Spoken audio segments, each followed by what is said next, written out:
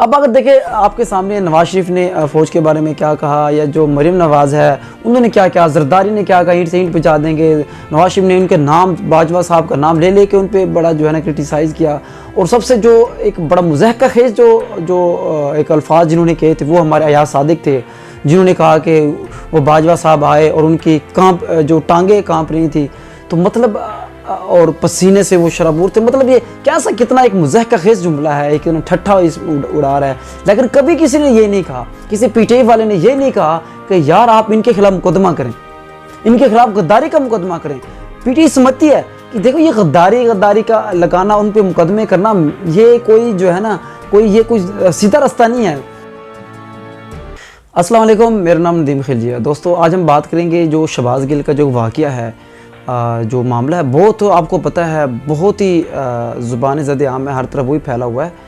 تو دیکھیں کہ سب سے پہلے تو جو شہباز گل ہے آیا کہ اس کے جو ایگزیکٹ الفاظ ہیں، جو ایگزیکٹ ورڈز ہیں وہ کیا ہیں۔ ان کے الفاظ یہ تھے کہ انہوں نے کہا، جب فون پہ بات کر رہے تھے ARY چینل سے، تو انہوں نے کہا کہ جو ایک تو بڑے جو سب سے اعلیٰ حکام ہیں فوج کے اندر، اور جو اس سے جو نیچے والے ہیں، جو چھوٹے افسران ہیں، کہ ان چھوٹے افسران کو چاہیے کہ وہ جو بڑے افسران کی اگر کوئی بات کوئی آئین و قانون کے مطابق ہے تو اس کو عمل کریں، اس پہ فالو کریں۔ اگر وہ مطلب جو آئین و قانون کے مطابق نہیں ہے تو آپ اس کو فالو نہ کریں۔ تو یہ جو جملے ہیں، اصل میں یہ جملے ہیں، اگر آپ اس کو لے جاتے ہیں، اگر اسلام سے ریلیٹ کرتے ہیں، اسلام کے اندر تو ہمارا ایک معیار ہے کہ چاہے آپ چھوٹا ہے، بڑا ہے، کوئی غلام ہے یا بادشاہ ہے، وہ سب قانون کے کٹہرے میں، سب انصاف کے لحاظ سے سب برابر ہیں۔ آپ نے یہ حدیث بھی سنی ہوگی کہ آپ نے کسی عالم کی کسی کی بھی اگر کوئی بات قرآن و حدیث کے مطابق ہے تو آپ نے اس پہ عمل کرنا ہے۔ اگر وہ قرآن و حدیث کے مطابق نہیں ہے، اللہ کے حکم کے مطابق نہیں ہے، تو یہ آپ اس پہ عمل نہیں کریں گے، چاہے وہ آپ کے سگے باپ ہی کیوں نہ ہوں، چاہے کوئی بھی نہ ہو، کوئی بھی ہوں، آپ کے پیر ہوں، مرید ہوں، جو بھی ہوں۔ تو بالکل اسی طرح کے ایک الفاظ ہیں۔ دیکھیں اسلام میں تو بالکل سب برابر ہے، لیکن اب دیکھتے ہیں جو شہباز گل والا جو معاملہ ہے، اس میں اگر آپ دیکھیں انہیں الفاظ تو انہوں نے کہہ دیے ہیں، اگر آپ دیکھیں کہ آئے گا یہ بغاوت میں شمار ہوتے ہیں کہ نہیں ہوتے۔ دیکھیں سب سے پہلے تو یہ بات بھی مائنڈ میں رکھیں کہ یہ جو ان کے جو الفاظ ہیں یہ بھی کوئی مناسب نہیں ہے، یہ الفاظ بھی ایک لحاظ سے مناسب نہیں ہے، کیونکہ ایک ہوا چل پڑی ہے جو کہ ایک جب سے امپورٹنٹ حکومت آئی ہے، اور جو ساری جو ایک فلمی سین تھا، جو سچویشن تھی، وہ آپ کے سامنے ہے۔ اگر میں ان کو یہ کہوں کہ یہ ایک پازیٹیو تنقید تھی شاید، تو یہ کہنا بھی کسی حد تک درست ہوگا میرے خیال میں۔ بہرحال ایسے مواقع پہ یہ الفاظ نہیں کہنے چاہیے تھے، ان پہ جو بھی مقدمہ بنتا ہے آپ ضرور کریں۔ لیکن یہاں میرا اعتراض جو ہے، اب بلکہ بہت سے لوگ مجھے بھی کہتے ہیں کہ دیکھیں جی خلجی بھائی آپ تو جو ہے نا شہباز گل کے بارے میں پوسٹیں کر رہے ہیں، اب تو یہ تو دیکھیں عدلے کا بدلہ ہے، ٹٹ فار ٹیٹ ہے۔ آپ لوگوں نے بھی، مطلب پی ٹی آئی والوں نے بھی دیکھیں سب سے پہلے ان کے جو مخالفین پہ مقدمے کیے تھے، ان کو جیل میں ڈالا تھا، جیسے رانا ثناء اللہ ہے، بالکل ان کی بات درست ہے۔ اب رانا ثناء اللہ کو انہوں نے ڈالا، اور یقیناً جیسے وہ